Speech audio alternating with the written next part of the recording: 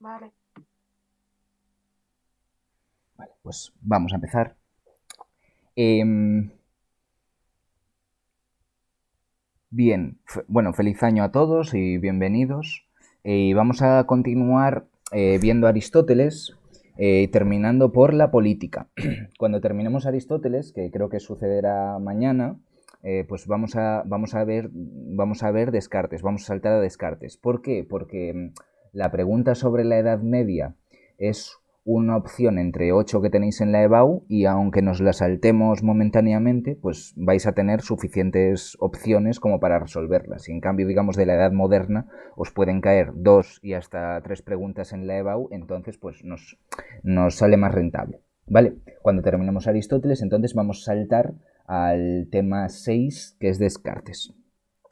Eh, continuamos, continuamos con Aristóteles recordando que y esto es muy importante para plantear el tema de la política, ¿vale? Que recordad que es el último, ¿no? El problema de la sociedad o de la política en un autor de la Edad Antigua, en este caso Aristóteles.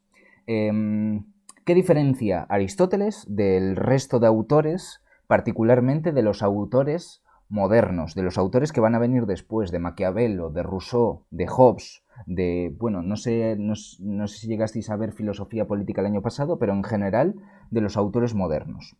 Pues vamos a conectarlo con lo que hemos visto en ética. ¿Sí? Vamos a ver que la política, para los autores griegos que hemos visto, al menos para los autores griegos que hemos visto, se define por dos características que están entrelazadas.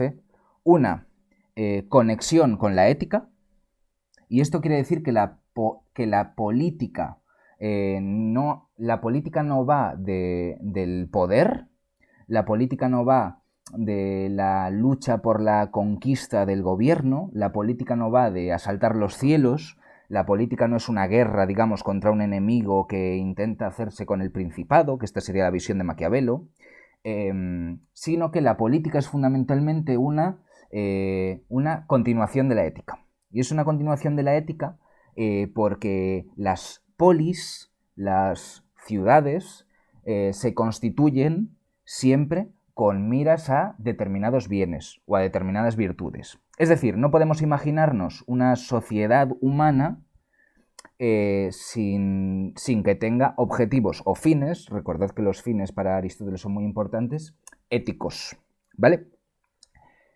Aristóteles me mataría, por supuesto, porque voy a hacer un planteamiento más moderno del asunto, pero pensad en cualquier tipo de asociación. Y por supuesto, el segundo punto del argumento es que para Aristóteles la política no es una asociación. ¿Sí? La política no es un contrato. La política no es un acuerdo entre todos los españoles que nos damos a nosotros mismos leyes, sino que la política, por decirlo así, habla de comunidades que ya están dadas, ¿vale? Pero vamos a plantearnos qué quiere decir para Aristóteles que la política es una continuación de la ética. Eh, Cuando nosotros creamos una asociación, podemos pensar que esa asociación está dada en virtud de ciertos intereses, ¿no? Yo me asocio con fulanito porque tenemos un interés económico y entonces montamos una empresa, por ejemplo. Eso sería una asociación respecto del interés. O yo me asocio con fulanito y quedo a las 10 de la mañana del miércoles para jugar al tenis. Eso es una asociación, ¿verdad? Que damos para disfrutar los dos. Una asociación respecto del placer. Sí, y así tendríamos además dos tipos de amistad según Aristóteles. Hay amistades respecto del interés, ¿verdad? Yo necesito hacer algo, pero para hacer algo necesito de otras personas. La comunidad de intereses típica es la empresa y tendríamos ahí la economía política. Eh, o yo me asocio con otras personas con arreglo a la búsqueda del placer. Pues si yo quedo con una persona para practicar un deporte o para jugar a un videojuego o para pues simplemente dar una vuelta y salir por ahí, seguramente pues la condición bajo la cual yo realizo esa acción es la búsqueda del placer. Em, Cuando tenemos este esquema de las asociaciones, ya tenemos que el motivo o el porqué o la causa de las asociaciones es el fin, ¿sí? Y el fin de cada asociación es o bien el placer, o bien el interés, o bien, después dirá Aristóteles, la virtud. ¿vale? Toda sociedad se constituye con miras a algún tipo de fin, ¿vale? ¿Y por qué por qué la polis se constituiría también respecto de un fin muy específico que es la virtud? Porque la polis, ¿qué era la virtud para Aristóteles, verdad? Recordad que cuando hablamos de la antropología, cuando hablamos del ser humano en Aristóteles decíamos, claro, el alma es la perfección del cuerpo y toda acción humana, y vamos a decir que las asociaciones son un tipo de acción, se elaboran, o como se dice ahora, se construyen, no solamente para satisfacer fines esporádicos, ¿verdad? El placer o el interés, sino también con miras a la autorrealización o con miras a lo que llamamos la entelequia, la perfección. Siempre que nosotros hacemos algo, de algún modo, estamos realizando nuestra naturaleza. ¿Sí? Estamos completándonos. Estamos haciendo algo que nos realiza como seres humanos, o si queréis, como nosotros mismos, como cada uno de nosotros, como diríamos hoy en el mundo moderno, como yo. Cuando yo satisfago cuando yo busco el placer con otra persona jugando al tenis, eso no es solamente un acto que yo realice en un momento dado, un miércoles por la mañana, sino que también es algo que de algún modo me realiza y dice lo que soy. Pues bien, igual, de las comunidades, cuando nosotros miramos a una comunidad, también miramos por aquello que nos va a realizar. Es imposible para un ser humano realizarse sin una comunidad. ¿Sí? Es imposible para un ser humano perfeccionarse sin una comunidad. ¿Y cuál es el fin de esa comunidad? Pues atención, porque para Aristóteles el fin de la comunidad es la felicidad humana. Aristóteles termina la ética diciendo que la felicidad humana es inalcanzable sin una comunidad política. ¿Sí? Es inalcanzable por sí mismo. El ser humano por sí mismo, solo, no tiene la capacidad para, para alcanzar la virtud, para alcanzar la felicidad. Y necesita de la polis. Entonces, la política, en el fondo, va a ser el estudio de cómo los seres humanos alcanzan la felicidad. Sí, cómo se realizan comunitariamente. Esto en cuanto a la ética, ¿no? Pero claro, la primera idea de que la política es una continuación de la ética tiene que ver con la segunda. La política es una continuación de la ética porque la política es también nuestra naturaleza. Y así es como empieza Aristóteles la ética, perdón, su libro, La Política. Aristóteles no empieza diciendo cuáles deben ser los fines de la política, sino estableciendo cuestiones de hecho. La política es tan naturaleza nuestra como la ética. ¿Sí? El ser humano es un animal que vive en polis, o que vive en ciudades, o que no vive solo. Cuando nosotros pensamos en esto, claro, es el famoso zoon politikon, o el animal político, ¿no? Pues a veces lo pensamos como algo que es normativo. Nosotros vivimos en política, significa que nosotros debemos participar en política, pero Aristóteles no está diciendo eso. Aristóteles lo está estableciendo como una cuestión de hecho. Si tú eres un extraterrestre que viene a estudiar las distintas especies que hay en el mundo y estudias a los seres humanos, tienes que estudiarlos en el campo político o en el campo de la comunidad. Estudiar a un ser humano solo es como estudiar a una abeja sola o a una hormiga sola. O sea, no somos gatos, ¿sí? Que es algo que creo que nos puede animar mucho, ¿verdad? Sabéis que los gatos son el peor animal que existe, y entonces decir que no somos gatos es decir que pues, no somos animales que viven aislados y aprovechándose de los demás, sino que todos nosotros, digamos, nos aprovechamos de cierta comunidad política. Esto es importante para Aristóteles porque, vuelvo a decir, cuando hoy, por ejemplo, cuando hablamos de la política, hablamos más bien en términos normativos, ¿verdad? Deberían confinarnos ahora que viene que creo es la tercera, ¿no? Que viene una tercera ola. Bien, pues hay cuestiones descriptivas, por supuesto, de epidemiología y tal, pero hay cuestiones normativas, por ejemplo, de hasta qué punto damos importancia a la libertad de circulación o hasta qué punto damos importancia a las pérdidas que se pueden dar en educación. Eso es algo normativo, es algo que nosotros consideramos respecto a lo que debe ser, ¿sí? Y además hoy consideramos que eso en algún modo tiene que ver con la felicidad en términos individuales, ¿sí? Con cómo, por ejemplo, un confinamiento limita los planes de vida de los individuos.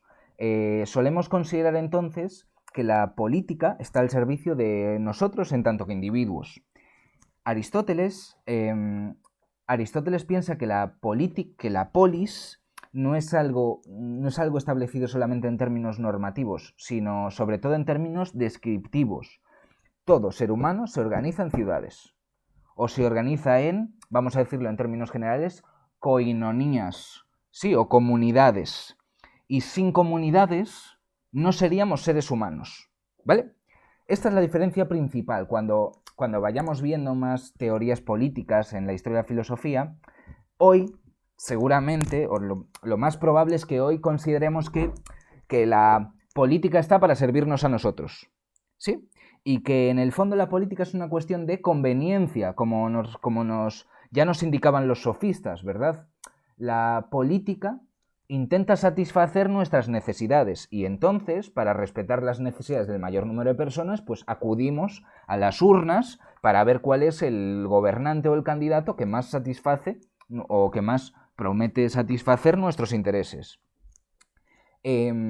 Pero siempre, digamos, cada uno de nosotros va a ver a la política en relación con nuestros propios intereses, ¿sí? El individuo en nuestro mundo está antes que la comunidad. Y está antes no solo normativamente, no es solo que consideremos que cada individuo debe estar por encima de la comunidad, que la comunidad no puede abusar de los individuos y aprovecharse de ellos, sino que también descriptivamente está antes. Somos los individuos los que construimos la comunidad y no la comunidad la que hace a los individuos, ¿sí? Digamos, toda comunidad para nosotros es una sociedad o una asociación. No lo sé porque, pues, por calendario del curso pasado, pero esto es lo que en teoría visteis con las teorías del contrato social. ¿Sí? Para que exista una sociedad es necesario que los individuos se pongan de acuerdo y en determinado momento ese acuerdo lleva a que exista Madrid o Alcobendas o España. Bien, para Aristóteles, esos individuos no podrían existir sin que existiese una comunidad.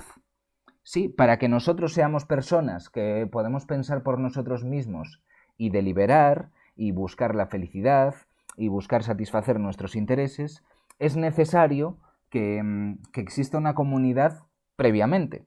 Sí, es necesario que existan casas y carreteras. Ahora lo de las carreteras está un poco más feo, pero al menos casas.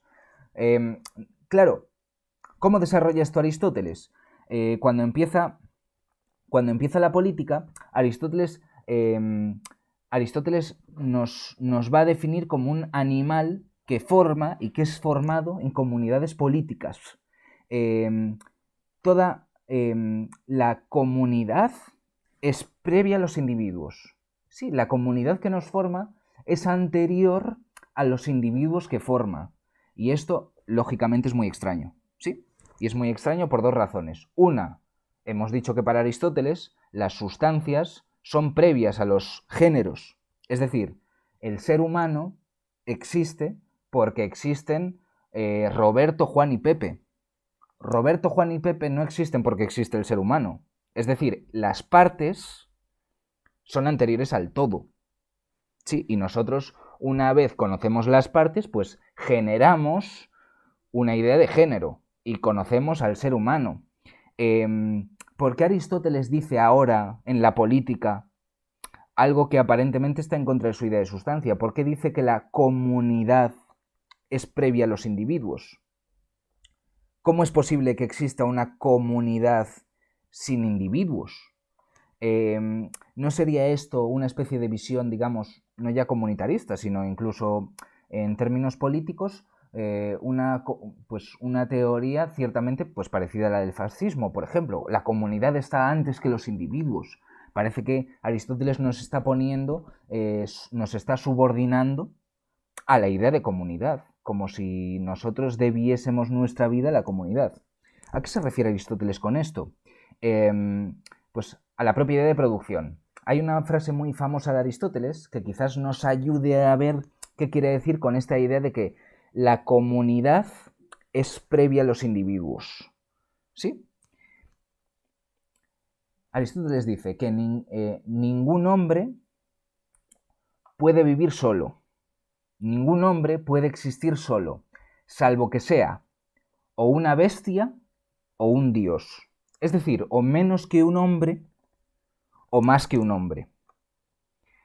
Si nosotros viviésemos solos, seríamos o Víctor Aveyron, ¿verdad? Víctor Aveyron es lo que en la literatura popular se conoce como Mowgli, un individuo que, apartado de la comunidad, nació entre animales y entonces su comportamiento era exactamente igual que el de los otros animales y podía vivir, claro, autónomamente al precio de no desarrollar su capacidad racional. O bien, claro, por supuesto, podríamos ser más que seres humanos y vivir como dioses, y los dioses efectivamente no necesitan de la comunidad. Pero los seres humanos, para desarrollarse plenamente, necesitan de la comunidad.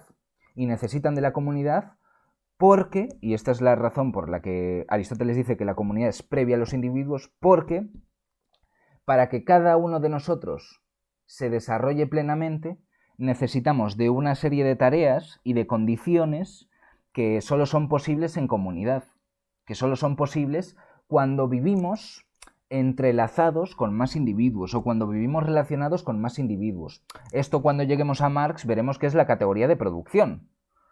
Sí.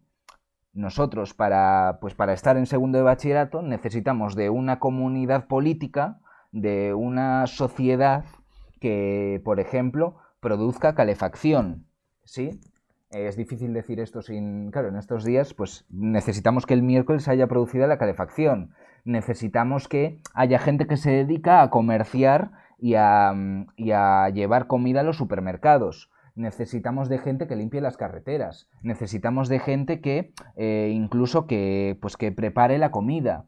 Necesitamos de seguridad. Para que nosotros estemos en segundo de bachillerato, o lo que sea, para que nosotros estemos relacionándonos con nuestros amigos por Skype o por ¿cómo se llama? Por WhatsApp o por Parler o por lo que, pues como vosotros os relacionéis con vuestros amigos, necesitamos de un montón de actividades que no son actividades de nuestra asociación particular y que son previas. ¿Y qué quiere decir previa? Previa, ¿qué quiere decir? Que es una condición necesaria para que exista el individuo y para que existan las interacciones y las decisiones del individuo. Para que yo interactúe con vosotros ahora mismo es necesaria una comunidad que ha producido ordenadores, que ha producido carreteras y que ha producido casas y calefacción. Y si no tuviese esa condición previa, esa condición que me posibilita hacer esto, yo no podría hacer esto y sería para mí imposible. Haced el experimento mental de imaginaros que vosotros tenéis que ser individuos que se abastezcan absolutamente de todo, ¿vale? Y sé que muchos sois menores de edad y todavía podéis libraros un poquito, pero imaginaos que todas las cosas que utilizáis a lo largo del día tuvieseis que producirlas vosotros. Esto es un experimento mental que se desarrolló en Robinson Crusoe. ¿Cómo viviríamos nosotros si fuésemos Robinson Crusoe? Si fuésemos individuos que viven aislados, es decir, en una isla, y tuviésemos que autoabastecernos, producir nuestra comida, producir nuestra casa, nuestra ropa, etc. No podríamos hacer nada más, no podríamos deliberar, no podríamos tener ocio, no podríamos estudiar, no podríamos pensar más allá del día de mañana. Es importante este contraste porque recordad que en visiones más contractualistas, en visiones como la de Adam Smith o en visiones liberales modernas, se entiende efectivamente que los individuos son previos, los individuos son una especie de Robinson y nosotros lo que vemos es un ser humano que puede hacer cosas porque la comunidad provee de un montón de las demás. ¿Sí? En este sentido la comunidad es previa a los individuos. Para que nosotros nos desarrollemos plenamente y podamos estudiar y podamos buscar la felicidad y desarrollar la virtud, es necesario que otros individuos hagan otro tipo de cosas. Sí, que es lo que nosotros hoy llamamos división social del trabajo, por supuesto. O sea, nuestra autosuficiencia o autarquía no la conseguimos individualmente, sino subrogadamente. Nosotros no nos autoabastecemos o no somos autosuficientes porque sepamos hacer de todo. Si miráis a vuestro alrededor, la mayoría de cosas que hay a vuestro alrededor no las sabéis hacer. No las sabemos hacer. No sabemos hacer el café. No sabemos limpiar el agua para que salga limpia de cal. No sabemos hacer una casa y sin embargo vivimos en casas y tomamos café. ¿Por qué se produce eso? Porque vivimos en una comunidad, ¿no? Gracias a la comunidad nos elevamos por encima de las bestias, ¿vale? Entonces, la comunidad es también nuestra naturaleza, porque si no tuviésemos comunidad, seríamos individuos totalmente distintos. Y claro, cuando pensamos en términos de categorías y sustancias de Aristóteles, recordad que para Aristóteles la definición es fundamental. Somos animales, eso es el género, ¿verdad? Somos animales. ¿Y cuál es nuestra definición o nuestra especie? Pues nuestra definición lo que nos distingue es que nos aprovechamos de la comunidad de una forma en la que podemos desarrollar muchas más cualidades gracias a ella. La comunidad, el hecho de existir en comunidad nos potencia. ¿Sí? Vuelvo a decir, estos enunciados pretenden tener un carácter descriptivo. Esto no quiere decir que cada vez que nosotros nos levantamos por la mañana debamos nuestras loas a la comunidad, ¿sí? Y cada vez que la comunidad nos pide algo, pues nosotros debamos actuar por ella exactamente, como si fuésemos esclavos de esa comunidad. No, nosotros actuamos siguiendo después otro tipo de condiciones o siguiendo otro tipo de consideraciones. Pero, digamos, tenemos que tener en cuenta que si no existiésemos en comunidad, no podríamos desarrollarnos plenamente, ¿vale? Dicho en otros términos, si vosotros no vivieseis con vuestra familia, pues sería muchísimo más difícil terminar el bachillerato, o sería mucho más difícil desarrollar las tareas que estáis desarrollando ahora. El individuo que rechaza su pertenencia a la comunidad no es un individuo que está separado de ella. Dice Aristóteles, es un idiota en todo caso. Es decir, es un individuo dedicado a asuntos propios, idion, asuntos propios, pero no es un individuo que viva separado de la comunidad. La idea es que el ser humano es un animal político, que nosotros traducimos un animal que vive en ciudades, que vive en polis, se plantea como un hecho, ¿no? Alguien puede decir que esta definición es incompleta, que cuando Aristóteles nos enseña a definir, está diciendo, plantea un género, es decir, plantea un conjunto grande de cosas, y aquí seríamos un animal, después plantea la diferencia, ¿verdad? O sea, defines qué tiene en común con otras cosas y en qué se diferencia. Pero es que el hecho de vivir en comunidades no significa, no es algo que nos diferencie del resto de animales, ¿sí? Hay otros animales que viven en comunidades, por supuesto no los gatos, pero claro, los perros seguramente ya son animales mucho más gregarios, ¿verdad? Y no digamos las hormigas, por ejemplo, o las abejas. Y este es el ejemplo que pone Aristóteles. Claro, cuando pensamos en los seres humanos en términos de comunidad, en términos de animal político, rápidamente se nos plantea un animal que satisface esas condiciones, o un animal que las cumple, que son las abejas. Las abejas son animales cuya existencia, cuyos enseres, cuyos bienes a disposición no se podrían explicar sin la comunidad. ¿Sí? Las abejas y las hormigas producen cosas que solo se pueden producir en términos comunitarios. Entonces, ¿qué pasa? ¿Que somos abejas o somos hormigas? Que la definición que nos ha dado Aristóteles es bastante incompleta, de momento, ¿vale? Vamos a tener que enriquecer un poquito esta definición, por supuesto, porque, claro, definido así, como que necesitamos para ser autosuficientes en la comunidad, pues de momento somos abejas. ¿Cuál es la segunda y seguramente más importante definición que da Aristóteles? Definición que tenemos que entender en términos conjuntos, ¿vale? Porque no hay la segunda sin la primera, ni la primera sin la segunda. Pues dice Aristóteles, claro, tenemos que buscar entonces, otra vez, cuál es el género próximo, y en este caso el género próximo es vivir en comunidades, y cuál es la diferencia específica. ¿En qué se diferencia una comunidad de animales no humanos, en este caso sobre todo las abejas y las hormigas, de una comunidad de seres humanos? ¿Vale? Por supuesto, si nosotros queremos hacer filosofía y no solamente ocuparnos de los ejemplos aristotélicos, podemos pensar en cualquier otro animal que viva en comunidad, ¿vale? Pensad en la transmisión, por ejemplo, que tienen los chimpancés o los bonobos, ¿verdad?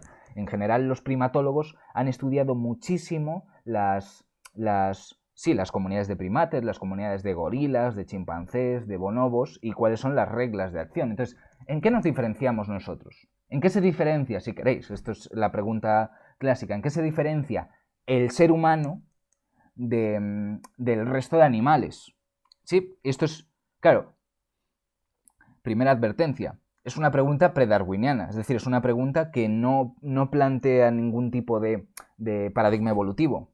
Planteamos que las especies efectivamente son distintas y no hay ningún tipo de lazo común entre ellas, de lazo que vosotros, si no me equivoco, estudiasteis en Teoría de la Evolución en cuarto o en primero de bachillerato, ¿verdad? No hay ningún tipo de antecesor común entre nosotros y los chimpancés, o entre nosotros y las gallinas, o entre nosotros y las moscas. Y cuando si estudiaseis vuestra genética, si estudiaseis nuestra genética, pues veríais que hay bastante, como, bueno, es más o menos evidente, ¿no?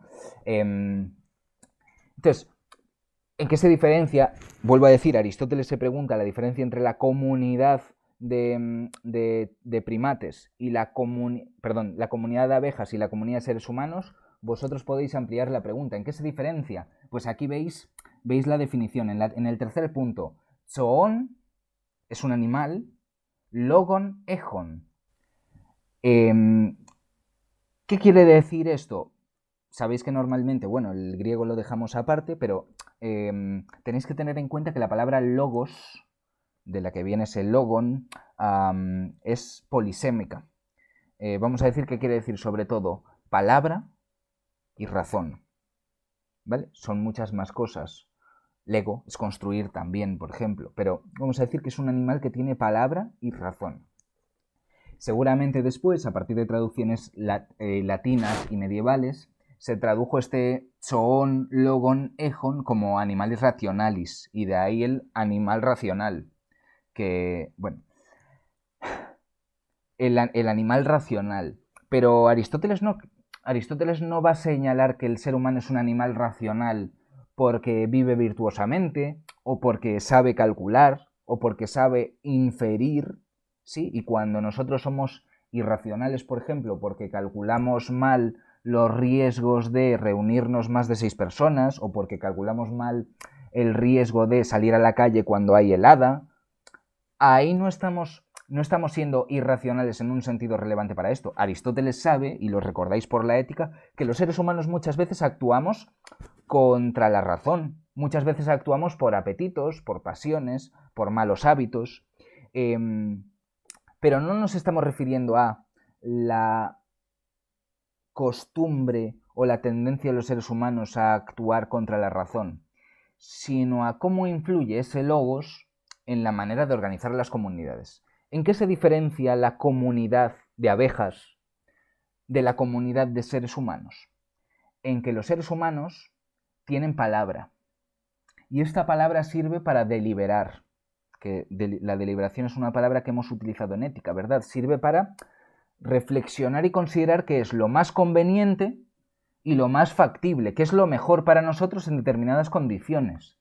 Y esa capacidad hace que nosotros no solamente vivamos en comunidades con arreglo a nuestra autosuficiencia, sino que también nos preguntemos si esas comunidades se ajustan o no a determinadas virtudes, se ajustan o no a determinadas razones, diríamos nosotros. Hoy la deliberación tiene que ver con la capacidad que tenemos los ciudadanos para ver si la sociedad va bien o no. Y gracias a la deliberación, a veces, incluso aunque nuestra sociedad sea relativamente rica, pues tratamos de cambiar algunas leyes o algunas normas que rigen nuestra convivencia. Sí. Mientras que el resto de animales no tiene esa capacidad de deliberación, el resto de animales no se cuestiona cómo está organizada su comunidad, los seres humanos sí.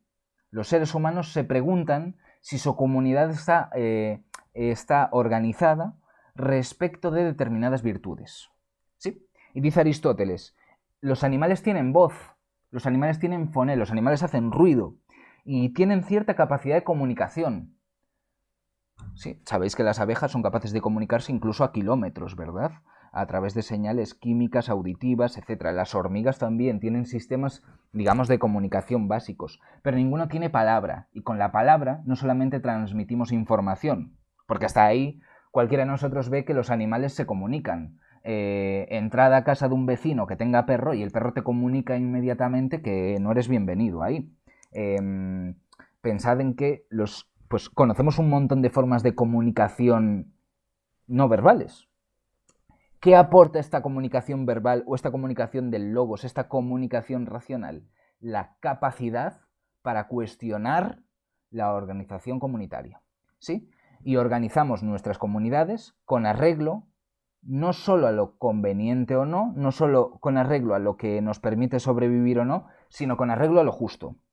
Toda comunidad humana se organiza con arreglo a lo que consideramos justo y trata de evitar lo que consideramos injusto, ¿vale? Y lo que va a cambiar, por supuesto, es la consideración de lo que nosotros pensamos que es la justicia, ¿vale? Pero el planteamiento inicial de Aristóteles, el planteamiento inicial, digamos, de la política de Aristóteles es que todos los seres humanos somos necesariamente políticos porque vivimos en comunidades y que esas comunidades buscan la justicia. ¿Sí? Claro, el problema está en determinar qué es la justicia. Entonces, una vez tenemos este planteamiento inicial, lo que vamos a hacer en el desarrollo del tema es, por una parte, dirimir qué consideramos que es la justicia, después ver, esta es la siguiente transparencia, ver qué formas tienen las sociedades de buscar la justicia y por último, cuál es la que Aristóteles tiende a pensar que es la mejor, ¿vale? Hemos visto la naturaleza de la política, vamos a ver cuál es la idea de justicia y yo creo que ya mañana veremos cuál considera Aristóteles que es la mejor. Aunque por supuesto ya veis que aquí podéis introducir también un contraste con el platonismo. Aristóteles no va a pensar en cuál es la polis ideal, sino que va a tratar de ver qué acepciones tenemos de la justicia y cómo son realmente las comunidades. Bien, entonces, dado que la virtud que buscan todas las comunidades es la justicia, cabe preguntarse, por supuesto, qué es la justicia. ¿Sí? Y Aristóteles va a comenzar la ética, la ética, criticando la idea platónica de que solo hay una idea de justicia. La justicia se dice de muchísimas maneras, ¿sí? Y no es lo mismo decir que la respuesta que has dado en un examen es justa, que decir que la nota que tienes es justa, que decir que para el aparcamiento voy muy justo o para el sobresaliente voy muy justo. Y Aristóteles ve que las acepciones de la palabra justicia son muy amplias. ¿En qué consiste sobre todo la definición de justicia? Bien, Aristóteles sostiene que frente a Platón que la palabra justicia es análoga, es decir, que tiene diversos significados, un poco como el ser se dice de muchas maneras, la sustancia se dice de muchas maneras, las categorías se dicen de muchas maneras y la justicia también. Pero todas ellas remiten a lo mismo, ¿vale? Un filósofo llamado Michael Sandel plantea la siguiente idea. Imaginemos que en nuestro grupo tenemos Somos 30 en filosofía 32. De esos 32, vamos a decir que tenemos 10 flautas. Si queréis, 10 pianos. En el caso de Aristóteles, claro, no hay pianos todavía, entonces pone las flautas. Pero vamos a suponer que tenemos 10 flautas, venga. Y tenemos que distribuirlas. Y además ponemos una regla que es que esa distribución tiene que considerarse justa. ¿Sí? ¿Cómo distribuimos esas flautas? ¿Cuál es el criterio de distribución de esas flautas?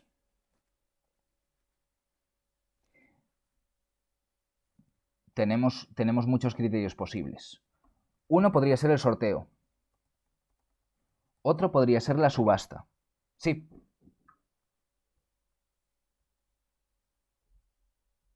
¿Había alguien que quería participar?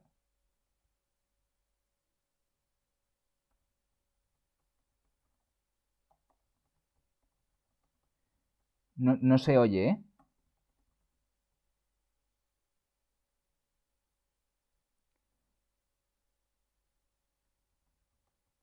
Como me aparecen aquí avisos de tanto cuando habláis como cuando levantáis la mano, es que veo que no se oye. Si veis que no paro, pues mandáis un aviso, porque si levantáis la mano me aparece abajo el aviso, ¿vale? ¿Cómo distribuiríamos las flautas? ¿No? ¿Y cuál es la razón que daríamos de distribuir las flautas? Pensad, claro, que en el criterio de distribución es múltiple, ¿sí? Y depende de la perspectiva ética que tengamos. Ahora tenemos que recuperar, digamos, la perspectiva ética de Aristóteles y recordad que cuando empezamos la ética decíamos, toda actividad humana se constituye con miras a un bien. ¿Sí? Toda actividad humana se constituye con miras a un bien. Esto nos va a dar una pista, porque cuando hablemos de la justicia, tenemos que preguntarnos, claro, ¿justicia respecto de qué? Ahora vamos a distribuir flautas. Pues tenemos que preguntarnos qué actividad vamos a desarrollar con las flautas. ¿Sí? Y entonces, pues supongamos que utilizamos el criterio de dárselas a quien mejor toca la flauta. ¿Sí? ¿Por qué utilizaríamos ese criterio?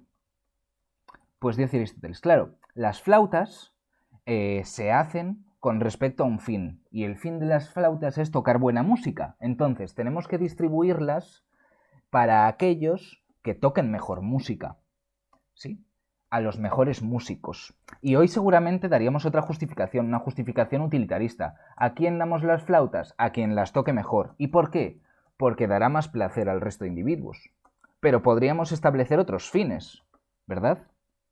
Y esto es el segundo ejemplo que pone Michael Sandel, que además creo que os lo he recomendado ya alguna vez. Vamos a suponer que en lugar de flautas tenemos plazas. Plazas en la universidad, en un ciclo, donde vosotros queráis. Y esas plazas, claro, hay que distribuirlas otra vez. Y supongamos que el que toma la decisión, que en este caso es cada uno de vosotros, se tiene que plantear qué criterio se establece, tiene que ser un criterio público y conocido para distribuir esas plazas. ¿Cuál es el mejor criterio? O el criterio con arreglo a la virtud. Yo os vuelvo a plantear varios, me interrumpís cuando veáis. Primer criterio, que este a lo mejor a mí es el que me satisface. Criterio monetario. Si tenemos plazas escasas, lo que vamos a hacer es poner un precio para ir, digamos, expulsando, para lo que llaman los economistas discriminar por precios, ¿verdad? Yo tengo 10 plazas para 31 personas.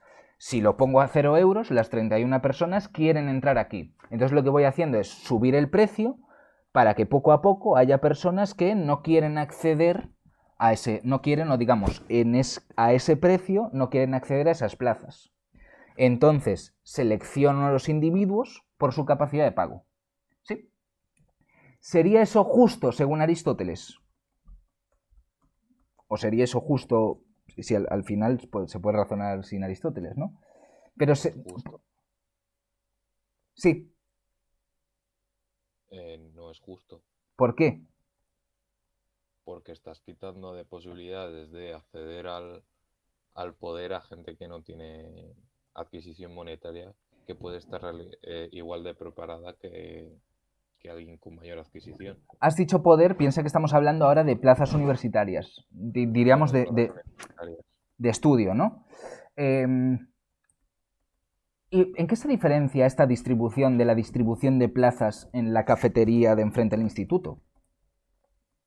Porque ahí sí aceptamos que la capacidad de pago, entre otras cosas, marca quién accede y quién no. O aceptamos que en una discoteca o en un campo de fútbol hay una capacidad de discriminación por precio y las personas que acceden, acceden porque pagan y las que no acceden porque no pagan. Sé que hay otras condiciones, ¿verdad? Hay colas también, pero entendemos que lo que delimita es que podamos pagar. ¿Por qué sucede eso? Claro, pues tenemos que plantearnos para qué se organiza la actividad. Y una vez tengamos el para qué, es mucho más fácil determinar el cómo. Hay una frase de Nietzsche muy famosa, ¿no? El que encuentra su porqué acepta casi cualquier cómo, que después hizo famoso un pseudo psicoterapeuta, Viktor Frankl, ¿no? El que encuentra su porqué acepta casi cualquier cómo. Claro, cuando pensemos en la distribución, por ejemplo, cuando pensemos en la justicia en general, lo que vamos a pensar es con miras a qué fin o para qué se hace esa actividad. Y respecto del para qué, seleccionamos el cómo. ¿Para qué se distribuyen plazas universitarias? Por ejemplo, plazas de medicina. Pues se distribuyen para promover la salud y tener los mejores médicos. ¿Tiene eso relación con la capacidad de pago? Si la respuesta es que no, hemos de seleccionar respecto de otros fines. ¿Cuáles serían los fines más adecuados? ¿Cuáles serían los criterios de selección más adecuados si lo que queremos es formar a los mejores médicos y promover la máxima salud? Pues los más reputados. Y los bueno, que tienen mejor... pero estás seleccionando estudiantes de 18 años aproximadamente, estudiantes de segundo y bachillerato, los más reputados. Los que tengan mejores notas. Mejores notas. Y podríamos incluso afinar más el criterio. Decir, bueno, mejores notas respecto de la actividad de medicina. Pues a lo mejor contabilizamos más ciertas disciplinas. ¿Sí? Y entenderíamos que el criterio de las notas es justo si corresponde de algún modo con el fin de esa actividad.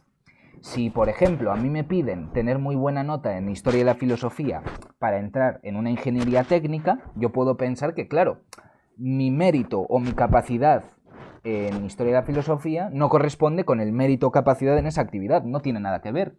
Sería, por llevarlo al absurdo, como exigirme saltar al Plinton o hacer salto de altura, ¿verdad?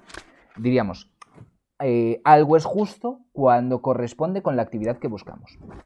¿Por qué se plantea Michael Sandel esto? Lo que quiero que veáis es que el criterio de Aristóteles se suele utilizar, porque hoy en las universidades norteamericanas hay un caso muy famoso de Funis versus Odegaard, de un señor que va a acceder a una universidad y tiene una de las N mejores notas que son necesarias para acceder a la misma.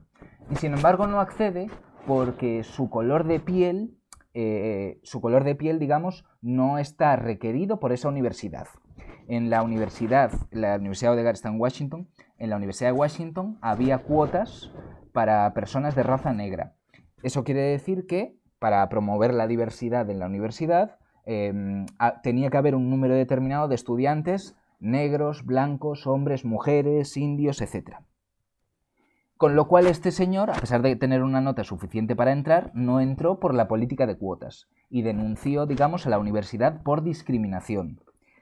¿Qué plantea Michael Sandel? Claro que las políticas, por ejemplo, de diversidad están bien desde el punto de vista de promover la diversidad, pero que habría que preguntarse si el fin de la universidad es promover la diversidad.